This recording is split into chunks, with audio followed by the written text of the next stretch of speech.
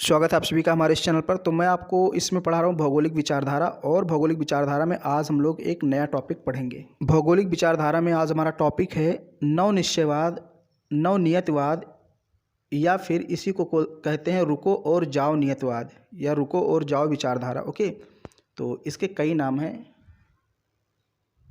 इसको कहीं कहीं वैज्ञानिक नियतवाद कहते हैं। ओके, तो इसके नाम कई हैं, नाम आपको ध्यान में रखना है। इसके पहले मैंने 2 वीडियो बनाया है इस विचारधारा पर। मतलब एक में मैंने नियतवाद बताया है, दूसरे में मैंने आपको संभववाद बताया है, और ये जो है नवनिश्चयवाद, नवनियतवाद या फिर रुको और जाओ नियतवाद है।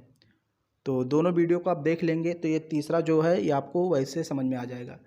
ये जो तीनों प्रश्न हैं, एक ना एक प्रश्न आपको हर साल मिलेगा एग्ज़ाम में 200 नंबर में, 200 शब्दों में, मतलब 8 नंबर का रहता है।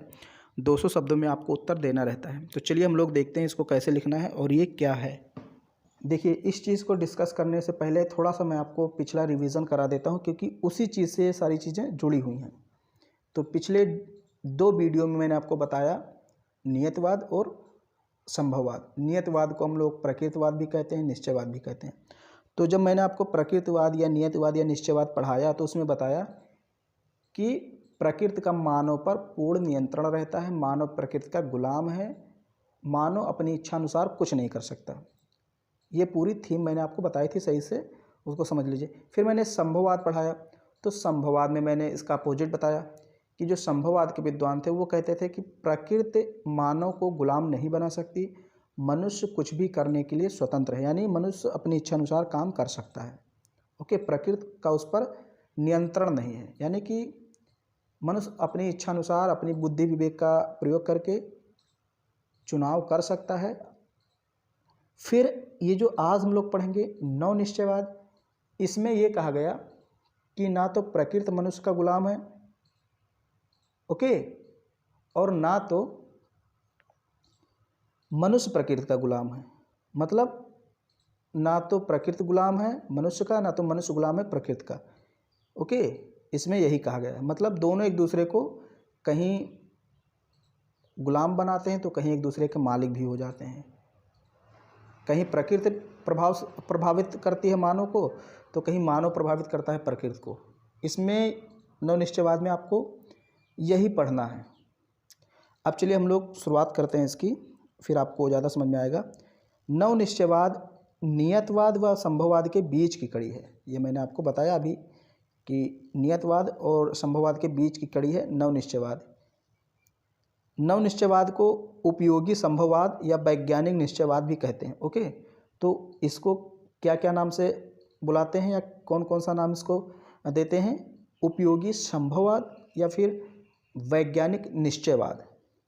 नवनिश्चयवाद शब्द का प्रयोग टैथम ने किया था। टैथम, ओके, नाम याद रखिए। नवनिश्चयवाद विचारधारा के अनुसार मनुष्य ना तो प्रकृति का दास है और ना ही मालिक, अपितु उसका सहयोगी है। ओके, मनुष्य ना तो प्रकृति का गुलाम है, ना तो उसका मालिक है, और ना ही प्रकृति मनुष्य का गुलाम है और ना ही मालिक है। दोनों एक दूसरे के क्या हैं? सहयोगी हैं। इसी प्रकार के विचार सावर, हर्बर्टसन, रॉक्सबी और फ्यूलर के हैं। ये यहाँ पर सभी नहीं होगा। ओके, टाइपिंग मिस्टेक, कहीं ना कहीं टाइपिंग मिस्टेक हो ही जाती है। ये जो है सब भूगोलवेत्ताओं के नाम हैं। सावर, हर्बर्टसन, रॉक्सबी, ये सब भूगोलवेत्ताओं के नाम हैं। तो इन्होंने नवनिश्चयवाद का समर्थन किया है। ओके, फ्यूलर, ये भी भूगोलवेत्ता का नाम है। ये लोग मानते हैं कि मानव प्रकृति संबंधों की व्याख्या परस्पर अंतर प्रक्रिया के आधार पर होनी चाहिए। किसी भी मानवीय कार्य के लिए भौतिक पृष्ठभूमि का मूल्यांकन आवश्यक है। मतलब अगर कोई आप काम करना चाहते हैं तो सबसे पहले आपको प्रकृति से थोड़ा सा एक प्रकार से सलाह लेना चाहिए। जैसे सहयोगी से हम क्या लेते हैं? सलाह। नहीं, प्रकृति को देखना चाहिए। भाई अगर हम कोई कंस्ट्रक्शन कर रहे हैं, कोई रोड बना रहे हैं, तो थोड़ा बहुत प्रकृति का देखभाल करना चाहिए, उसको ध्यान में रखकर तब कोई निर्माण करना चाहिए, नहीं तो बाद में प्रॉब्लम हो जाएगी। अभी आगे आपको समझाया गया है। जैसे आपने देखा होगा, अगर हम सड़क पर चलते हैं तो दाएं बाएं देखकर सड़क को पार करते हैं, आगे पीछे देखकर सड़क पर चलते हैं। अगर ऐसा ना करें तो क्या होगा? एक्सीडेंट हो जाएगा, मतलब दुर्घटना हो सकती है ना, नुकसान हो जाएगा। तो इसीलिए इसको एक और नाम दिया गया है नवनिश्चयवाद को, रुको और जाओ। रुको और जाओ निश्चयवाद या रुको और जाओ प्रकृतिवाद इसको बोलते हैं। मतलब रुको यानी दाएं बाएं देखो कि प्रकृति को कहीं नुकसान तो नहीं हो रहा है, फिर आप अपना कंस्ट्रक्शन करो, यानी कि जाओ। ओके, तो इसीलिए इसको रुको और जाओ नियतवाद भी कहते हैं। देखिए यहाँ पर कहा है किसी भी मानवीय कार्य के लिए प्रकृति पृष्ठभूमि का मूल्यांकन आवश्यक है। प्राकृतिक व्यवस्था को समझकर कोई निर्णय लिया जाए, यही इसका मूल तंत्र है। यानी प्राकृतिक व्यवस्था को समझकर ही कोई निर्णय लिया जाए। अतः प्रकृति के नियंत्रण को कम किया जा सकता है, किंतु उसके प्रभाव की अनदेखी नहीं की जा सकती। नवनिश्चयवाद विचारधारा के प्रवर्तक ऑस्ट्रेलियाई निवासी ग्रिफिथ टेलर महोदय थे। ऑस्ट्रेलिया के निवासी थे ग्रिफिथ टेलर, इन्होंने ही इस विचारधारा का प्रतिपादन किया। इसे रोको, यहाँ पर रोको नहीं रुको होगा, ओके, टाइपिंग मिस्टेक, रुको। रुको और जाओ निश्चयवाद भी कहा जाता है। टेलर के अनुसार जिस तरह, यहाँ पर जिस तरह, ओके, उल्टा हो गया, तरह पहले आ गया, जिस पहले आ गया।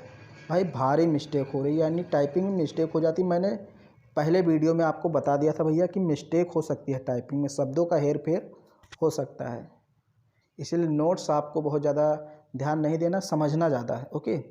तो देखिए टेलर के अनुसार जिस तरह मार्ग पर चलते समय दाएं बाएं देखकर आगे बढ़ते हैं, नहीं तो दुर्घटना हो सकती है, ठीक उसी प्रकार मानव भी अपने सभी क्रियाकलाप करते समय प्रकृति को ध्यान में रखे, अन्यथा हानि हो सकती है। अतः नवनियतवाद मनुष्य और प्रकृति के बीच समायोजन की बात करता है। कुछ हद तक प्रकृति मनुष्य पर नियंत्रण रखती है, तो कुछ हद तक मनुष्य प्रकृति पर नियंत्रण रखता है। यानी दोनों एक दूसरे को बैलेंस करते हैं, ना तो प्रकृति मनुष्य पर हावी है, ना तो मनुष्य प्रकृति पर हावी है, ओके। तो ये था नवनियतवाद या नवनिश्चयवाद या नव प्रकृतिवाद, रुको और जाओ निश्चयवाद, वैज्ञानिक संभववाद, बहुत सारे इसके नाम हैं, मैंने नाम बताया, किसी भी प्रकार से आपको पूछ सकता है। तो उम्मीद करता हूँ ये वीडियो आपको पसंद आया होगा, और तीनों को एक साथ में देखेंगे तो और बेहतर ढंग से समझ में आएगा। वीडियो पसंद आई तो उसको लाइक कीजिए, शेयर कीजिए। चैनल पर पहली बार आए हैं तो चैनल को सब्सक्राइब जरूर कीजिए।